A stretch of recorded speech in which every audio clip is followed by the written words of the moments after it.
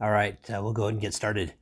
For those of you who know me, you know that I much prefer personal communication and face-to-face conversation than I do just talking to a camera. So webinars are not my favorite. In fact, I don't think I'm alone. I was watching the late night hosts that are broadcasting from their homes during this pandemic, and we were remarking about the fact that without an audience and without laughter, it mostly just seems like they're bombing the whole time. So welcome to our webinar where I'm going to feel like I'm bombing the whole time, but I'm going to assume that you're laughing at my jokes, and yeah, we'll do our best in this format.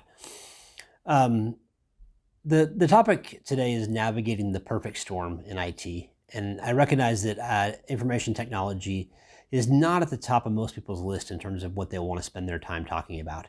But based on the response that we got, it's obvious that these challenges are common throughout our business communities. So my goal today is to walk you through some of the history, some of the challenges that we see, not specific to this pandemic, challenges that we've been seeing for a long time, that on the other side of this are still going to be incredibly relevant and in some ways more critical than they were before this situation. So I want to start with a story. I got my first IT job when I was 17. I worked for an outsourced IT provider. I assumed they thought that I was an IT prodigy. Turns out they hired me because I'd work for $6 an hour. So one day I came into work and they said, Peter, we need you to go to our largest client, and we need you to fulfill the contract there because we had someone who left. They're not here anymore, and we don't have anyone to fill that seat. And I said, oh, great, I got to do something.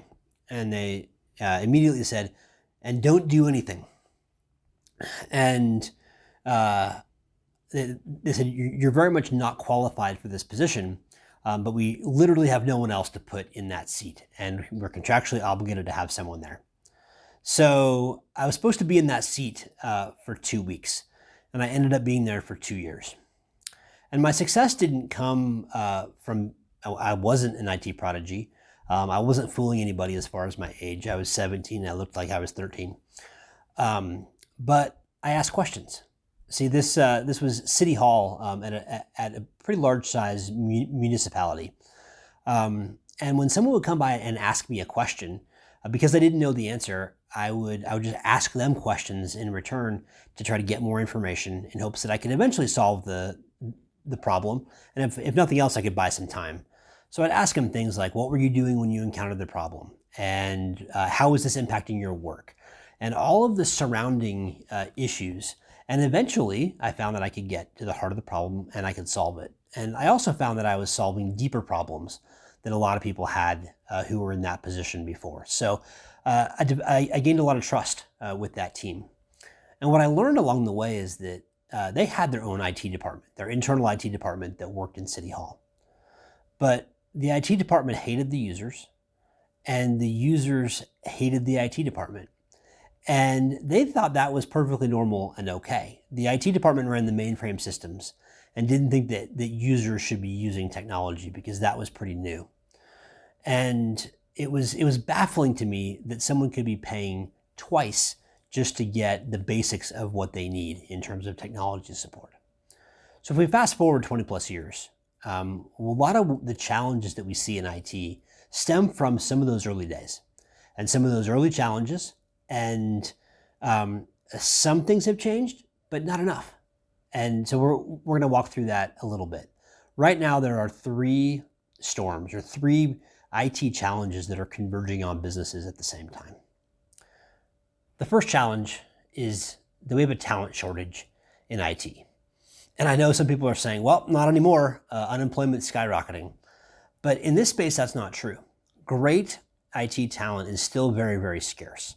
Cybersecurity talent, great technology support talent, the kind that can infuse common sense into situations, that's still very, very difficult to come by. And more than that, the scale and the economics of it, are continuing to expand. Organizations, especially in areas major cities with up and coming businesses, they're fighting and overpaying for talent because they don't know what else to do. So we talk to people, in all aspects of technology, just looking for someone to fill the shoes and provide for the needs that they're all of a sudden seeing very deeply in their organizations. So that's storm number one.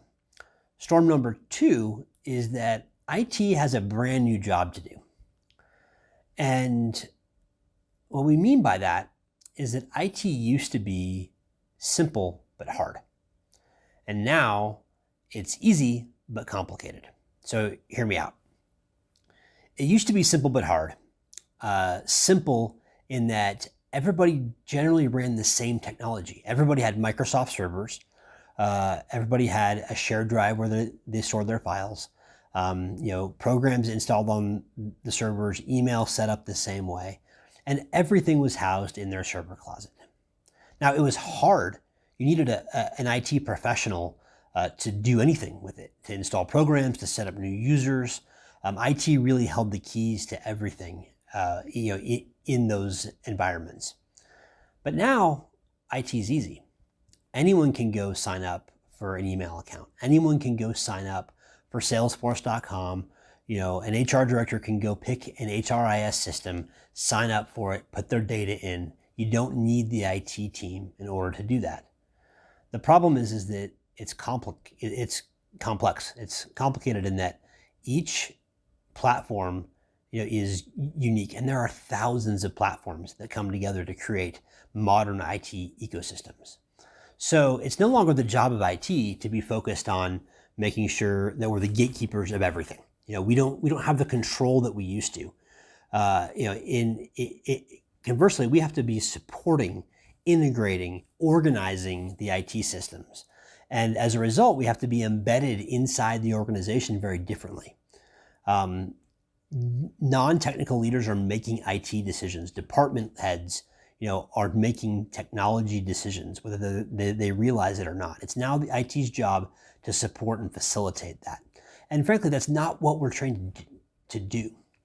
So we have not enough people, a thinly stretched workforce who's trying to learn how to do a new job, which would be okay if there was a lot of room for learning. But the third storm that comes in is an obvious one, and that is that there's a cybercrime crisis across the world. We hear about it all the time. We talk about it consistently. There are a lot of statistics that I don't need to go into, mostly designed to instill fear in business owners around things. But there's one that I think was interesting that just shows the magnitude of what we're up against. Between 2017 and 2019, data records that were lost, stolen, or compromised increased by a factor of 28. 28 times more data was lost or stolen in 2019 than in 2017. And the result of that has been a phenomenally profitable, organized crime industry. So we're in a place where you put all those together. We have the most thinly stretched workforce we've ever had in IT, learning to do something that they're not really cut out to do that's brand new at a time when there's no room for error. So that's where we look at it and say, well, what could go wrong? And obviously the answer is everything. And I think that's what we're experiencing in a lot of the business landscapes where technology is extremely critical. So my job and my role today is to help you guys navigate that. IT professionals and business professionals alike, we can team together to work through this perfect storm. And the first time I delivered this seminar, I put up this slide and explained that we need to be Mark Wahlberg and George Clooney. I haven't seen the movie, which was obvious because someone immediately pointed out that Mark Wahlberg and George Clooney die in the movie. So we need to be better than Mark Wahlberg and George Clooney. Sounds easy, right? All right.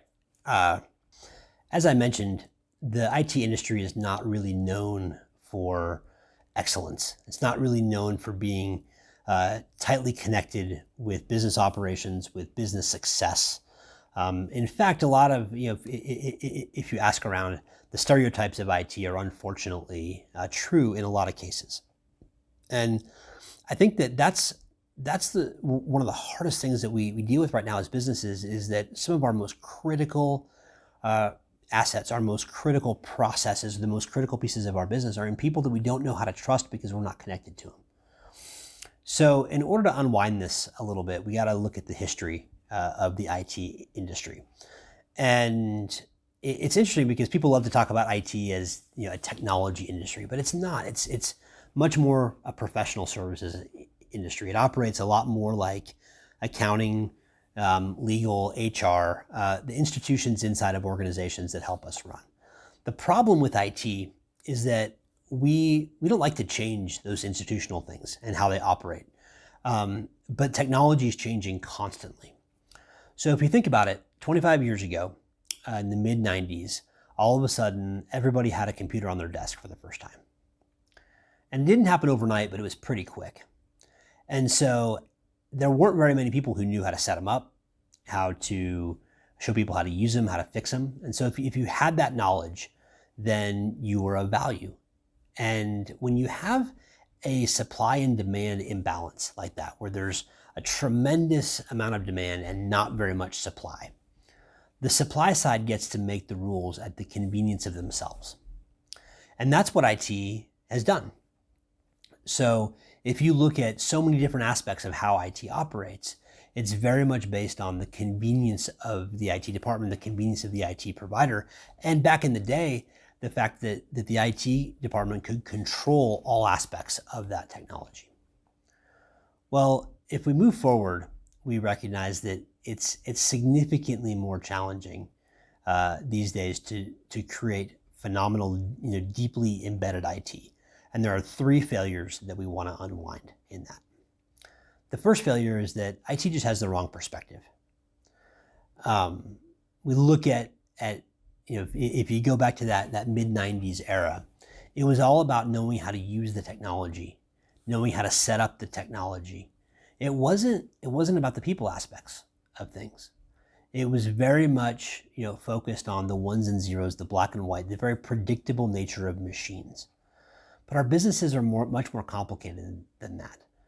A Fortune 100 company has the advantage of being able to look at IT very compartmentalized, and pick one person and put them in front of one set of servers and say, it's just your job to manage that.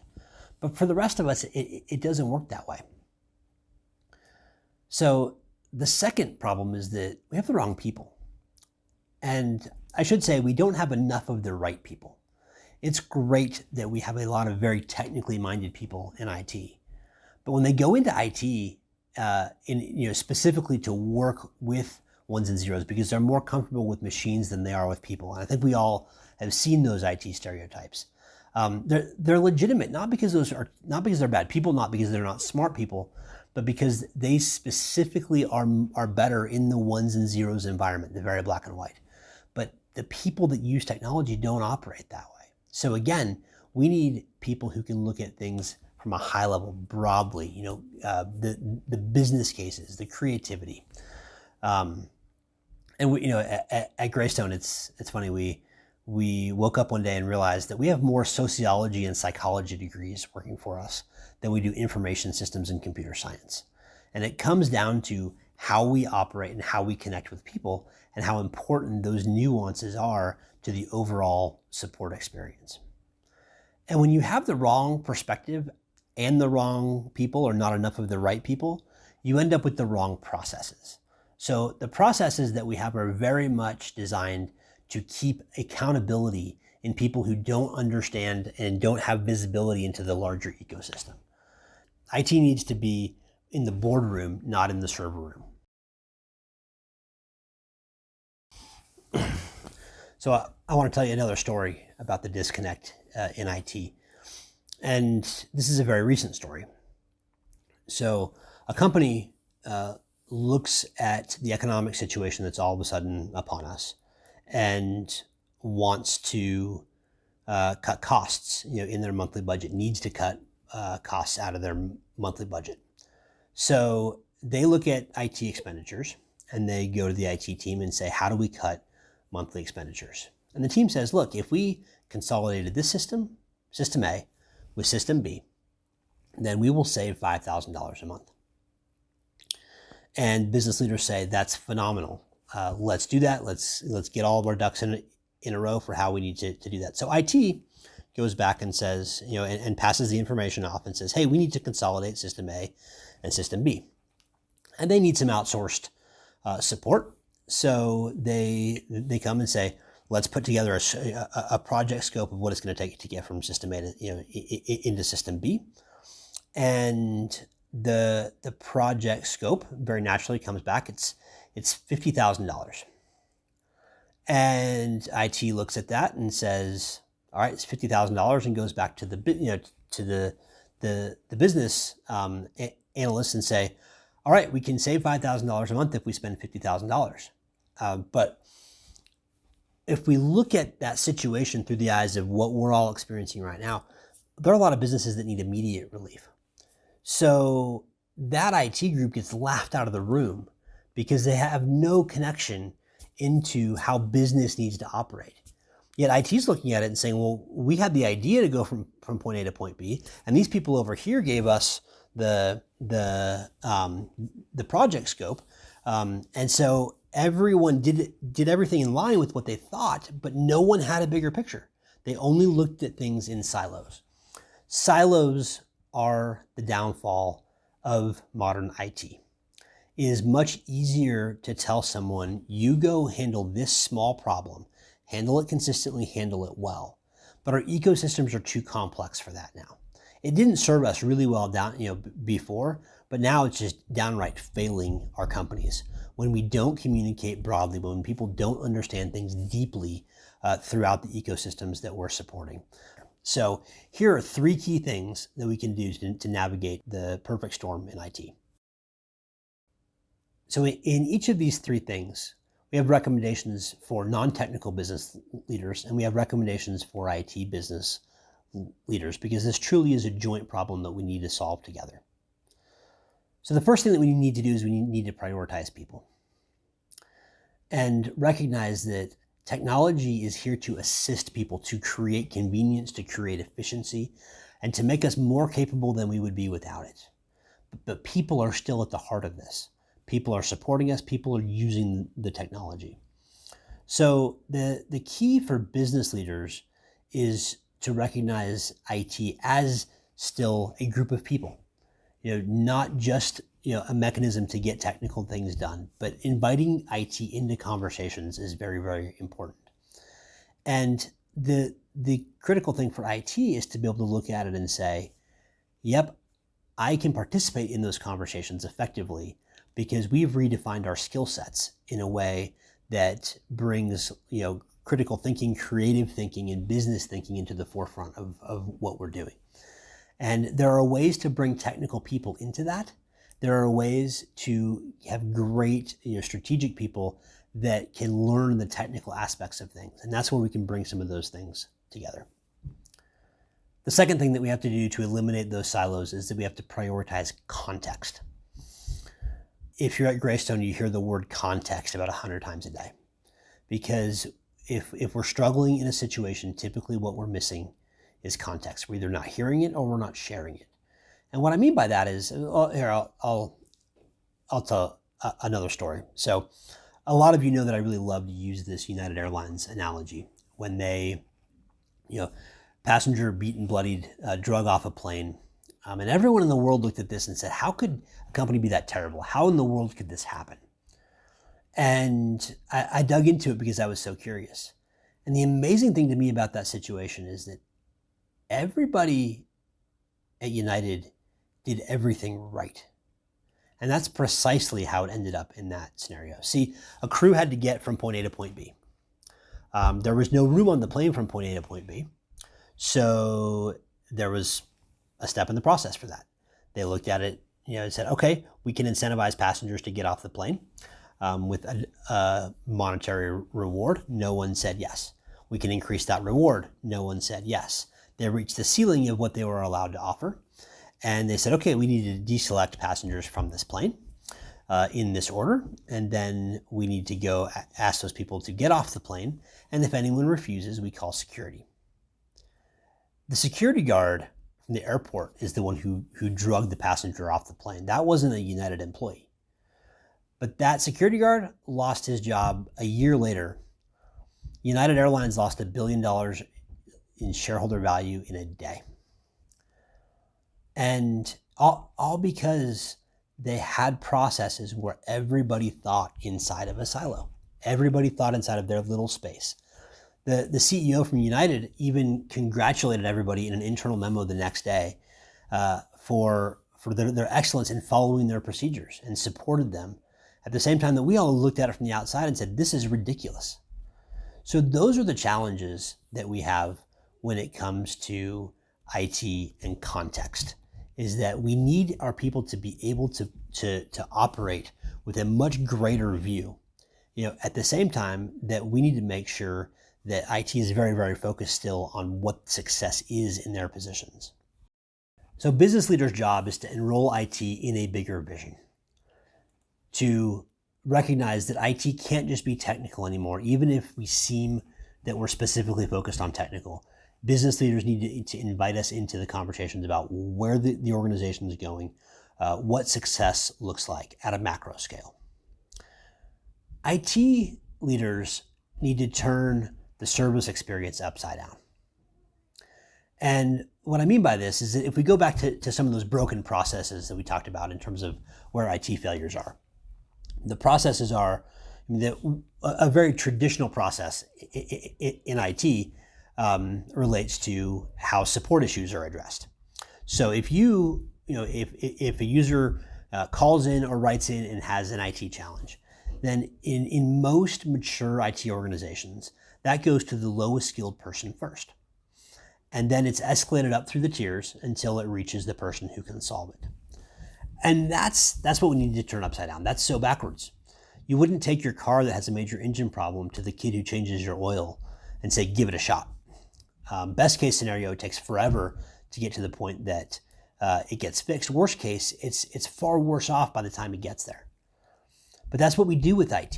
And we do that to protect our highest skilled people first.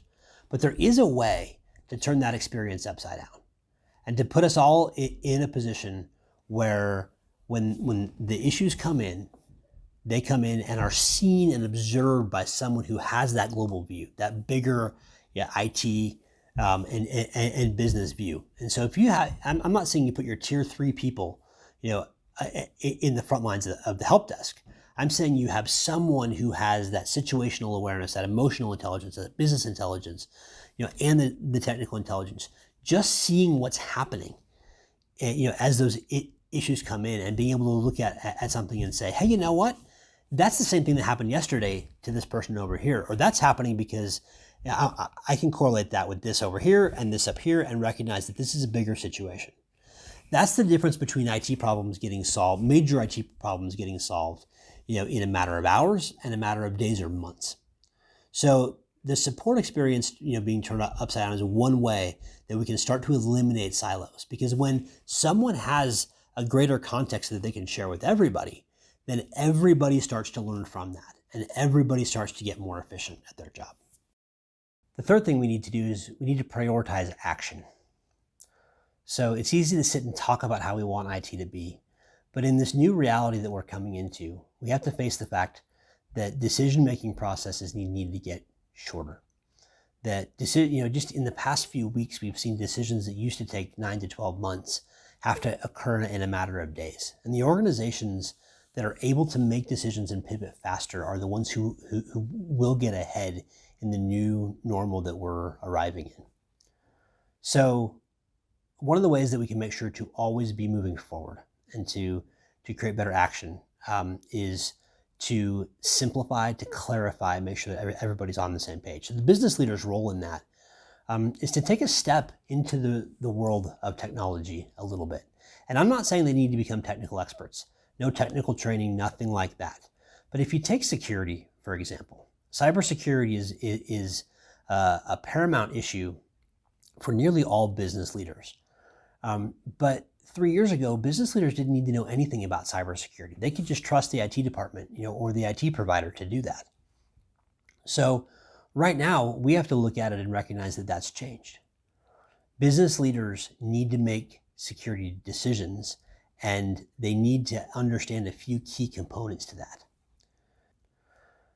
The IT leader's job in this is to give up the idea of using fear as a motivator.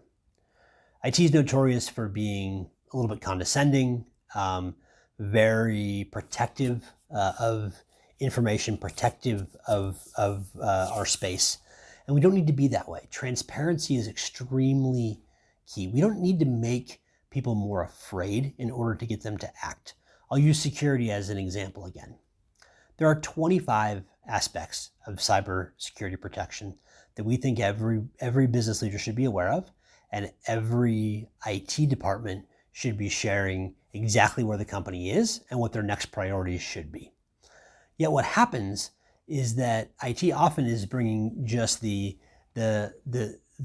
challenges, the fears, trying to drive action by bringing up some of those statistics that I mentioned earlier. We saw this firsthand. A survey of 100 companies. 94 knew that they needed more cybersecurity protection than they had, but 16 had gone out and gotten it. This is 100 business leaders, and 78 of them knew that they needed more protection, but weren't doing anything about it.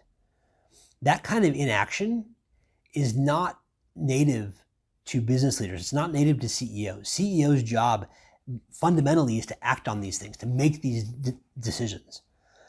But when we encounter decision making with all of the chaos and clarity that says we need all these things because cybersecurity and cybercrime is scary, it is intimidating. It is very, very dangerous. But the way to cut through to business leaders is to speak in business terms and make sure that we are presenting business cases. So as we look at these 25 areas of cybersecurity, let's prioritize the top 3 that are going to make the most difference. Let's quantify what it takes to invest in those. And let's give that to a CEO to say yes to. So when we come together on this and the business leaders are willing to understand the landscape a little bit more, and the IT leaders and IT professionals are speaking, in very logical business terms, then action becomes very, very natural. And that's something where, the paralysis or the analysis paralysis that a lot of us have experienced over the years really comes down to not looking at the same set of information the same way. So when we do these 3 things, when we prioritize people, we prioritize context, and we prioritize action, we start to eliminate the silos that we have. And as a result, we get one of the most cherished, coveted things in IT, and that is common sense. See, it's easy to look at one side of something and say, well, they don't have common sense. And someone else looks at the other side and says, well, they don't have common sense. But the reality is that typically, if we see something and say, that's not common sense, there's a lack of information. There's a void of understanding. And those are the gaps that we need to bridge, both in our processes and in our people. And then that starts to drive a new IT perspective in our businesses. The 3 game-changing results that we get from this are pretty obvious and might seem small, but if you really think about your IT experiences, I think you'll understand that it's much, much bigger than it seems. The first thing is obvious: we protect our companies better.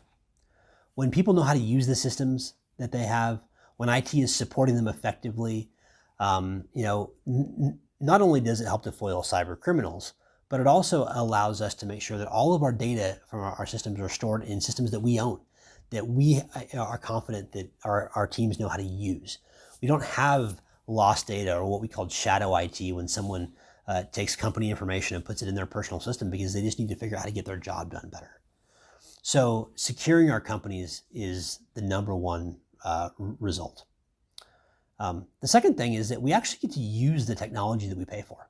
A lot of us have Office 365 from Microsoft, now called Microsoft 365, although most people don't know about that name yet. And most people got into it as a replacement for the email server that was in their server room. And so they see it primarily as an email service. But the reality is that's 1/20th of what you pay for when you get Office 365 or Microsoft 365. The other tools, the collaboration, the storage, everything that Microsoft has poured all of their money into over the past 10 years is designed to elevate IT. But we can't get past the basics because we're experiencing ineffective support. We're stereotyping IT, and we're giving up. So the benefits of actually being able to get in and collaborate and use information in a new way is truly beneficial to companies. It saves money. The number of platforms that people are paying for that they don't need to be paying for because it's overlap and they don't know it. Those are the types of things that we start to get to the bottom of. And the last thing is that organizations that embrace this truly gain a competitive advantage. And like I mentioned, we've recently seen some markets, and some industries go from thriving to zero in a matter of a couple of days. That's never happened before. It's unprecedented. And it will probably never happen exactly that way again. But I think that we do need to understand that gone are the days where we can sit, and have these long drawn out, strategic plans. We have to be nimble. We have to be able, to adjust very, very quickly. Quick story: when Google a number of years ago launched or decided to build Google Chrome as a browser and also an operating system. They had their G Suite, Gmail, cloud-based applications. They hired 50 developers to build a product. Microsoft started to get wind of what was happening, and people really started to adopt the Google landscape for, moving from Microsoft. In response, Microsoft had to reallocate and hire 3,000 developers to compete with Google's 50 developers that they started from the ground up, because they had this legacy ecosystem that they had to convert into this. And they struggled massively for years. And the lesson, and Microsoft has rebounded phenomenally, and they are by far the leading IT platform, but they only did it when they recognized that they had to be a much more agile workforce. They had to work in small teams. They had to shorten decision-making cycles. They didn't have 18, 24 months for a product release anymore. So that's the world that we live in now. And for our companies, the more that we can unlock these things, the more that we can recognize that a talent shortage, people trying to learn to do a new job, and cybercrime all represent danger. But if we can understand why that is, the fundamentally incorrect views of prospective people in process inside of IT, start to shift that by business leaders and IT leaders coming together and recognize the benefits of it, then we can take that perfect storm that is dangerous and if we're navigating it better than our competitors, if we're navigating it better than the people that want to hire our employees, if we can hire the best of the best because we're where they want to come work, all of that creates a competitive advantage, because it's not about being perfect. We are not perfect as an IT organization. We recognize it is about being aware and being continually a step better. That story I told, about the company or the IT group going back and getting and getting laughed out of the room. That was us. That was this week, and we didn't get laughed out of the room because we didn't go into that room. We caught it at the very, very last minute to recognize that we were going in with an absolutely atrocious solution to the business problem that we were presented, all because we didn't share that context. And having those checks and balances in place, this is a journey. We don't arrive at it, but right now is the time that we can do something very, very different in IT. And especially coming out of this pandemic, where we have time to consider our businesses, we have time to really move things forward in a way that we haven't in the past. This is the time to act. This is the time to engage in these conversations, figure out how we are going to be the company of the future, and let's create our new normal together. Thank you.